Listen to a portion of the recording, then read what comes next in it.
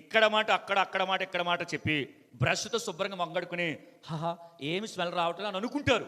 కానీ ఇక్కడ వాక్యం అంటుంది, చచ్చిపోయిన కప్పెట్టిన వ్యక్తి దగ్గరికి వెళ్ళి ఒక 20-30 రోజులు కప్పెట్టేసిన సమాధి దగ్గరికి వెళ్ళి తవ్వి అక్కడి నుంచోండి ఉండగలమా? ఇప్పుడు ఆ సమాధి దగ్గరికి వెళ్ళి ఆహా పరిమళ తైలం వాసన వస్తుంది అని ఎవడైనా ఉండగలడా? అలా ఉన్నారంటే ఇప్పుడు వారి నోరు తెరసిన సమాధి అంటే అంత కొంపొచ్చేద్దని అర్థం.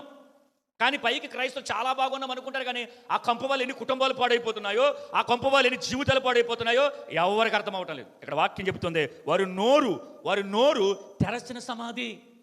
తెరసిన సమాధి దగ్గర ఎలాగైతే మనం నిలబడలేమో, కొందరు నోరు తెరిస్తే వారు మాట్లాడే మాటలు, వారు పెట్టే కలహాలు, వారు మాట్లాడే ఆ ప్రమాదకరమైన మాటలు, అల్లరితో కూడిన మాటలు అంత ప్రమాదకరం. అలా మనం ఉండకూడదండి. వాక్యం చెబుతుంది అలాగ మనం ఉండకూడదు.